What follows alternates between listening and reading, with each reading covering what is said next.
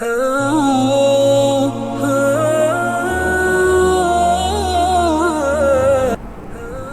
اللہ الرحمن الرحیم۔ السلام علیکم ورحمۃ اللہ وبرکاتہ۔ لفظ جب تک وضو نہیں کرتے آقا ہم تیری گفتگو نہیں کرتے۔ سیرت طیبہ، ذکر محمد مصطفیٰ صلی اللہ تعالیٰ علیہ وآلہ وسلم کا خوبصورت سلسلہ ہم آپ کے سامنے لے کے آئیں گے رسول پاک صلی اللہ تعالیٰ علیہ وآلہ وسلم کی زندگی کے خوبصورت لمحات، اور اس سے بڑھ کر خوبصورت لمحات اور کیا ہو سکتے ہیں کہ زمانوں میں وہ زمانہ افضل جس زمانے میں سید کائنات جناب سیدنا محمد الرسول اللہ صلی اللہ تعالیٰ علیہ وآلہ وسلم کی تشریف آوری ہوئی۔ آپ مجموعہ کمالات ہیں، آپ میں خوبیاں اتنی رکھ دی گئی ہیں کہ زمانہ اس کی مثال پیش کرنے سے عاجز ہے۔ نبی پاک صلی اللہ تعالیٰ علیہ وآلہ وسلم کا ذکر اس قدر عظیم ہے، اس قدر بلند ہے کہ نبی پاک صلی اللہ تعالیٰ علیہ وآلہ وسلم ابھی اس دنیا میں تشریف نہیں لائے۔ کسی بھی انسان کی زندگی کا آغاز اس کی پیدائش، اس کی ولادت سے شروع ہوتا ہے، لیکن قربان جاؤں میرے محبوب کی ولادت کا تذکرہ تو بہت پیچھے ہے۔ میرے محبوب پیغمبر صلی اللہ تعالیٰ علیہ وآلہ وسلم آپ کا تذکرہ تو اس وقت ہوا جب اللہ رب العالمین دیگر انبیاء کو آسمانی کتابیں دے رہے تھے۔ نہیں، اس سے تھوڑا پیچھے چلیے۔ رسول پاک صلی اللہ تعالیٰ علیہ وآلہ وسلم کا تذکرہ اس وقت ہوا جب اس ساری کائنات کو سجایا جا رہا تھا۔ اللہ رب العالمین نے تمام انبیاء کی ارواح کو اکٹھا کیا۔ عالم ارواح میں رب العالمین نے دو وعدے لیے۔ ایک وعدہ اپنی ذات سے متعلق لیا، تو دوسرا وعدہ رسول اللہ صلی اللہ تعالیٰ علیہ وآلہ وسلم کی ذات گرامی سے متعلق لیا۔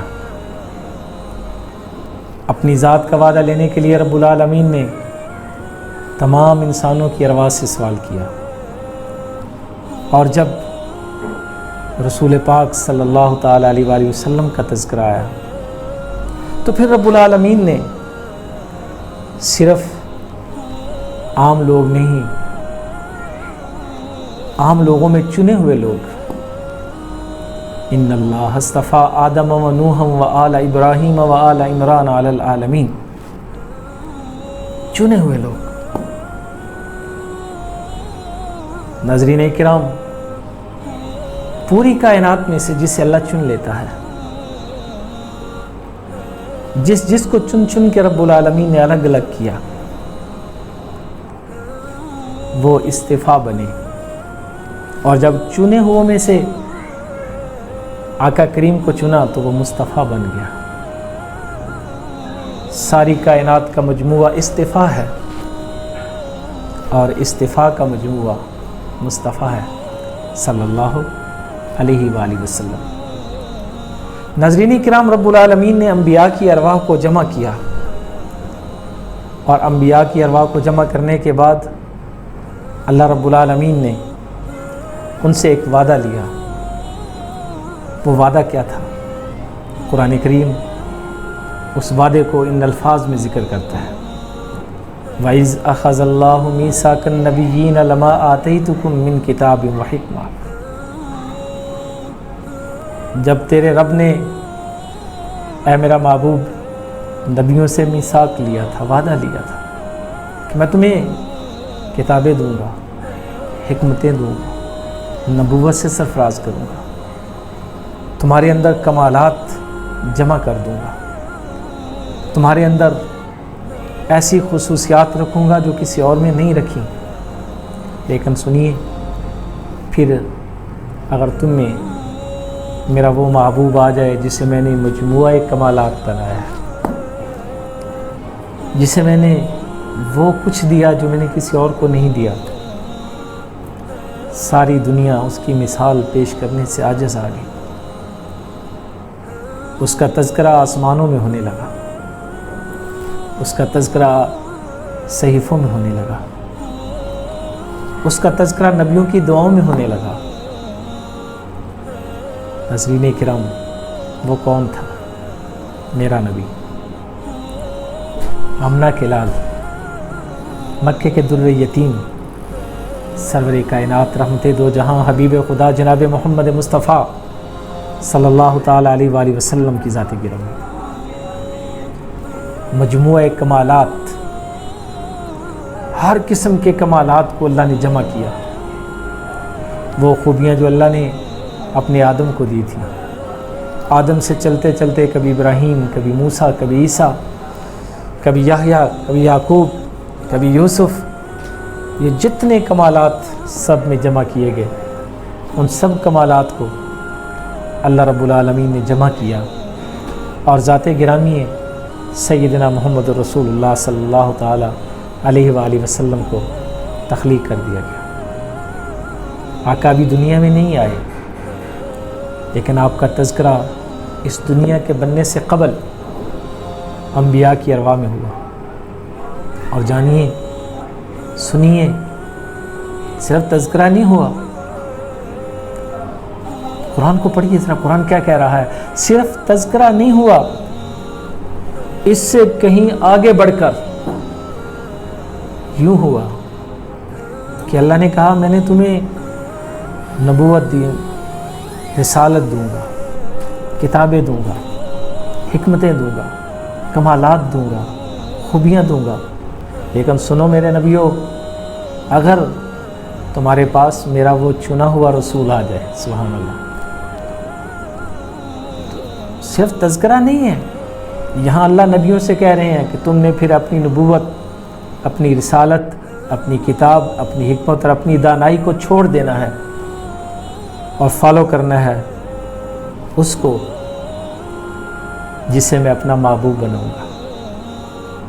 پھر بنانے والے نے جب چننا شروع کیا تو کسی کو صفی اللہ کا لقب دیا، کسی کو خلیل اللہ کا لقب دیا، کسی کو ذبیح اللہ کا لقب دیا، کسی کو روح اللہ تو کسی کو کلیم اللہ کہا۔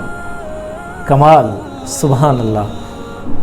میرے محبوب پیغمبر کی ذات گرامی تو دیکھیے ذرا، جب باری اس آمنہ کے لال کی آئی، مکے کے در یتیم کی ہے، دو جہاں کے سلطان میرے محبوب پیغمبر صلی اللہ تعالیٰ علیہ وآلہ وسلم کا جب ذکر ہوا تو رب العالمین نے آپ کو حبیب کے لقب سے نوازا۔ اور جانیے، سنیے اب آپ، حبیب اور خلیل میں بہت فرق ہوتا ہے۔ خلیل اسے کہتے ہیں جو قربانیاں دے دے دے کے کسی کی محبت کو پالے، اسے خلیل کہتے ہیں۔ جو کبھی بیٹا ذبح کرنے لگے تو کبھی بیوی اور بیٹے کو جنگل میں چھوڑ کے واپس آ جائے، کبھی باپ کو چھوڑے تو کبھی آگ میں کود جائے، منانے کے لیے اپنے رب العالمین کی چاہت اور محبت کو لینے کے لیے جو اتنی قربانیاں دے کے کسی کی محبت کو وصول کرے، اسے خلیل کہا جاتا ہے۔ اور جو گھر میں سویا ہوا ہو، آسمان سے میرا رب اس کے لیے اپنے سلام بھیجنے لگے، اسے حبیب کہا جاتا ہے۔ کتنا فرق ہے حبیب اور خلیل میں۔ یہ کون ہے؟ یہ وہ ہے جس کے تذکرے کے بغیر اس کائنات کا تذکرہ ممکن ہی نہیں ہے۔ آسمانی صحیفے، پہلے نبی اور یہ جتنی دنیا ہے، اس دنیا کو دوام اور اس دنیا کی بقا اور اس دنیا کا ذکر اس وقت ہی باقی ہے جب اس کائنات میں ذکر محمد مصطفیٰ صلی اللہ تعالیٰ علیہ وآلہ وسلم ہے۔ اس ذکر کے بغیر گزارا نہیں ہے، اس ذکر کے بغیر کچھ ہو نہیں سکتا۔ یہ وہ ذکر ہے جس ذکر سے جلا ملتی ہے، یہ وہ ذکر ہے جس ذکر سے محبتیں ملتی ہیں۔ یہ وہ ذکر ہے جس ذکر سے زمانہ معطر ہونے لگتا ہے، یہ ذکر محمد مصطفیٰ ہے۔ یہ خوبصورت سلسلہ آپ کی نظر، جس طرح کہ پہلے کلپ میں نے کہا تھا کہ آقا علیہ الصلوۃ والسلام کا ذکر کرنے سے، ہمارے ذکر سے میرے آقا کی شان نہیں بڑھے گی، وہ بلند تھے، بلند ہیں، بلند رہیں گے۔ رب محمد کی قسم، ان کے ذکر سے ہمیں عزت ملے گی، ان کے ذکر سے ہمیں جلا ملے گی، ان کے ذکر سے ہم اپنے آپ کو خوبصورت بنا پائیں گے۔ چونکہ میرا ماننا ہے، میرا کہنا ہے، اور آپ کا بھی کہنا اور ماننا ہوگا کہ جب تک ذکر محمد مصطفیٰ نہ ہو تب تک رب العالمین کی عبادت کا مزہ نہیں آتا۔ ذکر خدا کرے، ذکر مصطفیٰ نہ کرے، ہمارے منہ میں ہو ایسی زبان خدا نہ کرے۔ السلام علیکم ورحمۃ اللہ وبرکاتہ۔